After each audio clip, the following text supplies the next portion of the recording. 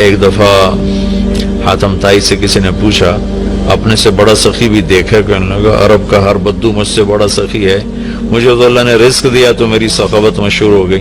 پھر ایک واقعہ سنا ہے کہ میں ایک سفر میں تھا تو ایک بدو کے یہاں مہمان ٹھہرا، تو عربوں میں سری کھانے کا بڑا رواج ہے اور سری کا مغز خاص طور پہ بہت شوق سے کھاتے۔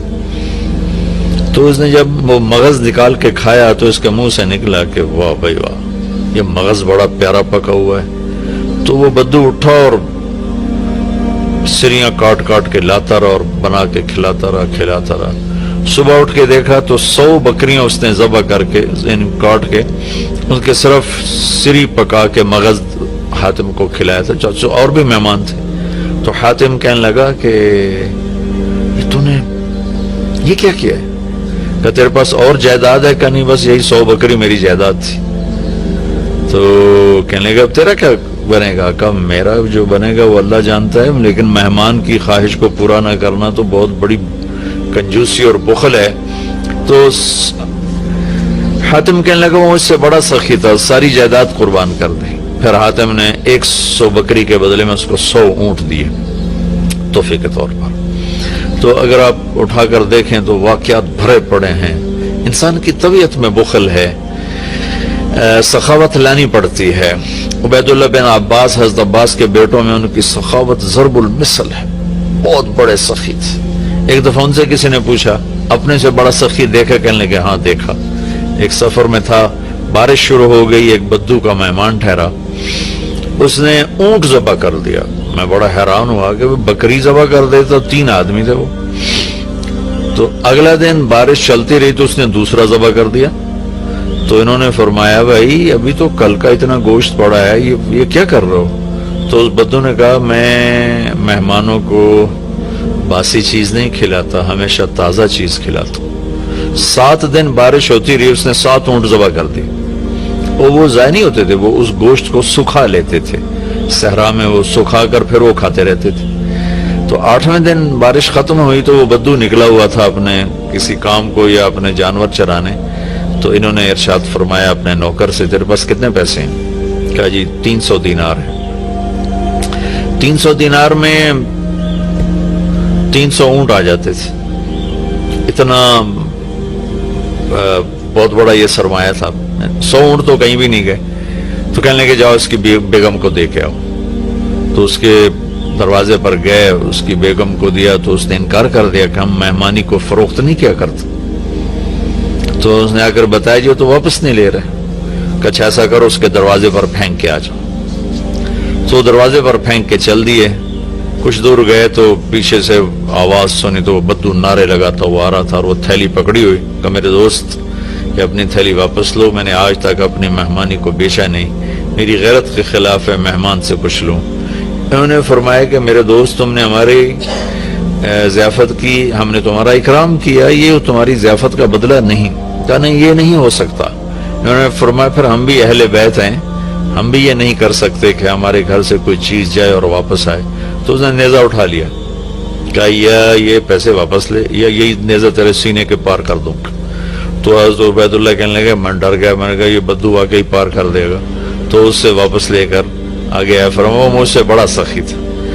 تو اگر طبیعت میں بخل ہے تو سخاوت کے واقعات پڑھیں، طبیعت میں بخل ہے تو قبر کو یاد کریں۔ ہمارا دیش بہت غریب ہے، اللہ کے واسطے اللہ اپنے اوپر خرچ کرو، جائز خرچ کرو، ضرورت کا بھی کرو، سہولت کا بھی کرو، لیکن فقیر کو بھی یاد رکھو، غریب کو بھی یاد رکھو۔ میں ایک جگہ ضیافت میں شریک تھا تو میرے ساتھ میرا ایک شاگرد بھی تھا۔ ہم اٹھ کے چلے تو وہ مجھ سے کہیں پہلے اٹھ کر گیا، ایک کونے میں بیٹھا تھا۔ میں نے دیکھا تو رو رہا تھا۔ میں نے کہا کیا ہوا؟ کہنے لگا کچھ نہیں جی۔ میں نے کہا بتاؤ تجھے رو کیوں رہے ہو؟ کہ یہ جو آج ضیافت تھی ایک وقت کی، اس پر جتنا خرچ ہوا ہے اس پر میرا پورا مہینہ گزر سکتا ہے، میرا اتنا لو لیول ہے زندگی کا، لیکن غریبوں کو پوچھتا ہی کوئی نہیں ہے۔ تو سخی بننا اللہ کو پسند ہے، اور بخیل اللہ کا دوست ہو نہیں سکتا، اور جب تک زکوٰۃ ادا نہیں کرے گا جنت میں جا نہیں سکتا۔ فَتُقْوَى بِهَا جِبَاهُهُمْ وَجُنُوبُهُمْ وَظُهُورُهُمْ هَذَا مَا كَنَزْتُمْ لِأَنفُسِكُمْ۔ زکوٰۃ نہیں ادا کی تو اللہ حفاظت فرمائے وہی مال پھر گرم کر کے جسم پہ لگایا جائے گا. تو عورتیں زکوٰۃ ادا نہیں کرتی، مرد نہیں کرتے. 100 میں 10% نمازی تو ہیں، لیکن 100 مالدار اکٹھے کروں تو ایک زکوٰۃ دینے والا نہیں ہے. کوئی 10,000 میں جا کر کوئی ایک آدھ ملتا ہے.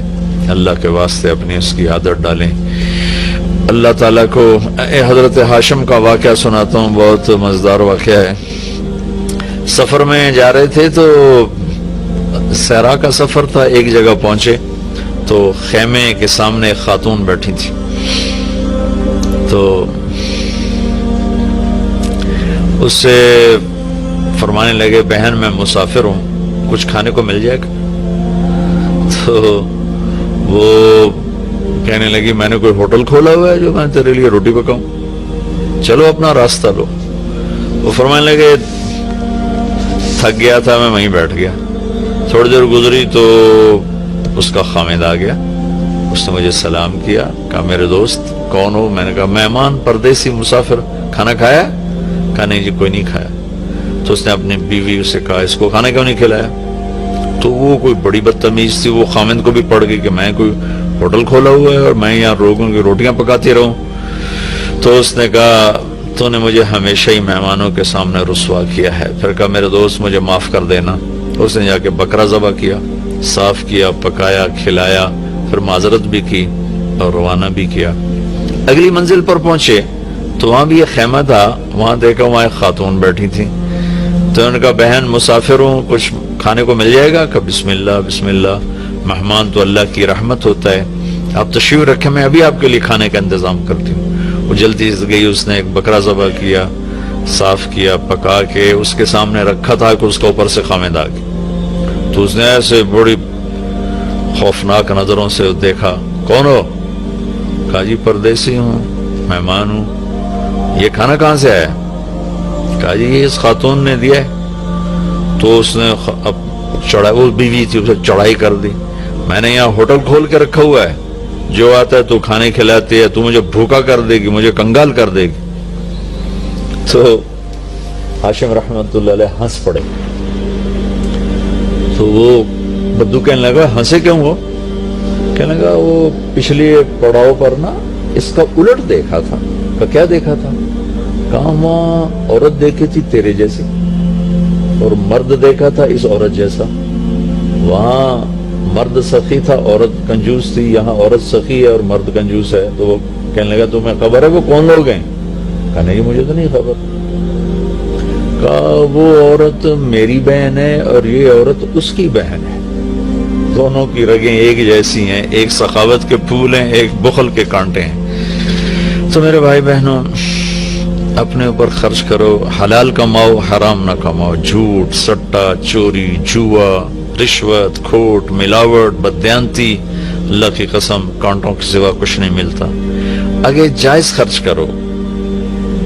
اچھی سواری کوئی منع نہیں، اچھا لباس کوئی منع نہیں، اچھا گھر کوئی منع نہیں. بڑے بڑے گھر نہ بناؤ، یہ بہت بڑی نادانی اور حماقت ہے. ضرورت کے اچھے گھر بناؤ، مناسب بناؤ. غریبوں کو بھی یاد رکھو، خاص طور پر کم از کم جن پر زکوٰۃ فرض ہے وہ ضرور ادا کریں، اور جن پر فرض نہیں ہے ان کے لیے اللہ کی ترغیب ہے کہ تم اللہ کے نام پر دو، اللہ تمہیں دے گا. وہ یؤثرون علی انفسہم ولو کان بہم خصاصہ. ابو طلحہ رضی اللہ تعالیٰ عنہ مہمان کو لے کر آئے اور بیوی سے پوچھا کھانے کو کچھ ہے؟ کہ بس بچوں کی روٹی پڑی ہے. کہ ایسا کر انہیں سلا دے اور مہمان کے سامنے تو بھی بیٹھ جا، میں بھی، اور چراغ بجھا دیں گے اور تم منہ ہلاتی رہنا، میں بھی منہ ہلاتا رہوں گا، مہمان کھانا کھا جائے گا. بچوں کو بھوکا سلا دیا اور چراغ بجھا دیا اور تینوں کٹھے بیٹھ گئے. یہ دونوں میاں بیوی منہ ہلاتے رہے اور مہمان کھاتا رہا، چونکہ روٹی تھوڑی تھی. وہ پیٹ بھر کے کھا گیا. صبح جب مسجد میں آیا نماز پڑھنے تو قرآن پہلے آ چکا تھا. وَيُؤْثِرُونَ عَلَىٰ أَنفُسِهِمْ وَلَوْ كَانَ بِهِمْ خَصَاصَةٌ. اللہ کے کچھ محبوب بندے ایسے ہیں جو اوروں کو ترجیح دیتے ہیں حالانکہ خود بھوکے ہوتے ہیں. حضرت علی رضی اللہ تعالیٰ عنہ اور حضرت فاطمہ رضی اللہ تعالیٰ عنہما دونوں بچے بیمار ہو گئے تو اللہ کے نبی نے فرمایا کہ بیٹا کوئی منت مان لو. تو دونوں نے روزے کی منت مانی. تو گھر میں کچھ تھا نہیں تو شمعون یہودی سے کچھ اون لے کر آئے حضرت علی رضی اللہ تعالیٰ عنہ، اس کو اس فاطمہ رضی اللہ تعالیٰ عنہ نے صاف کیا، تو کچھ تھوڑے جو ملے اس کو پیس کر انہوں نے روٹیاں بنائیں اور افطاری کے لیے سامنے رکھا اور بیٹھے تھے کہ آواز آئی، مسکین ہوں اللہ کے نام پر کچھ دو۔ تو میاں بیوی نے دونوں کو دیکھا اور دونوں روٹیاں اٹھا کے اس فقیر کو دے دی، اپنے لیے ایک نوالا بھی نہیں بچایا۔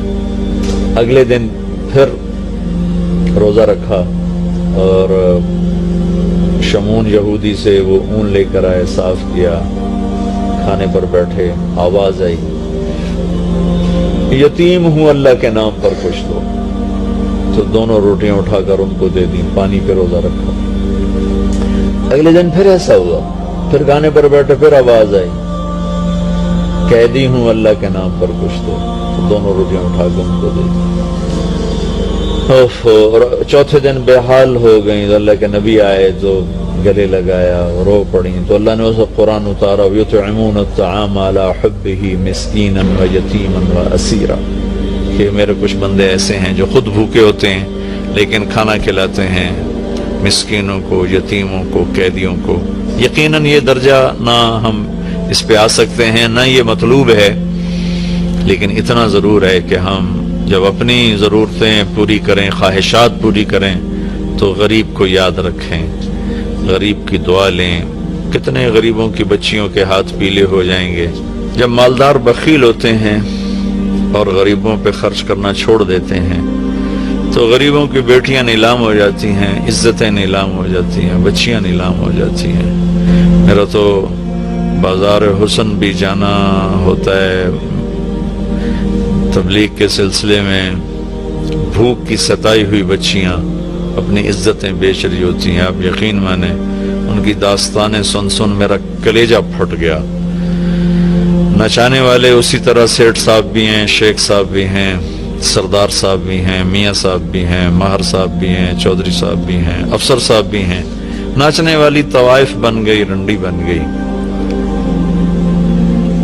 لیکن جس نے گھنگرو پہنا ہے وہ تو اسی طرح معزز بیٹھا ہوا ہے۔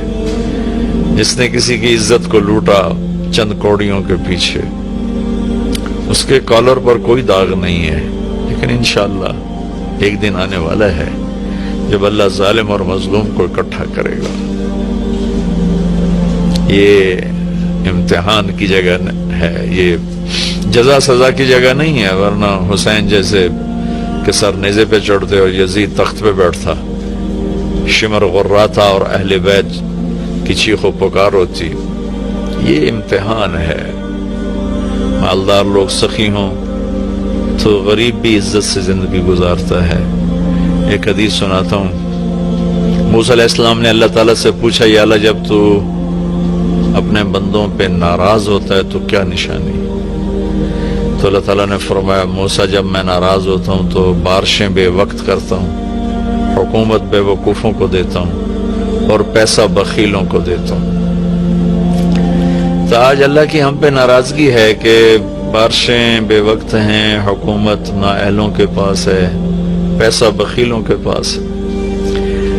اچھا، ایک ہوتا ہے بخیل، ایک ہوتا ہے شحیح، جو بخیل کا بھی دادا ہوتا ہے۔ بخیل تو وہ ہے جو اوروں پہ خرچ نہ کرے لیکن اپنوں پر کرے، اپنے بچوں پر کرے۔ شحیح وہ ہوتا ہے جو کم بخت، نہ اپنوں پر خرچ کرے، نہ اوروں پہ کرے، نہ بچوں پہ کرے، نہ بیوی پہ کرے، صرف گن گن کے خوش ہوندہ رہے، لاکھ ہو گیا، کروڑ ہو گیا، ارب ہو گیا، خرب ہو گیا، چوتھے دن قبرے جا ڈٹھا، ہر شے ختم برباد ہو گئی۔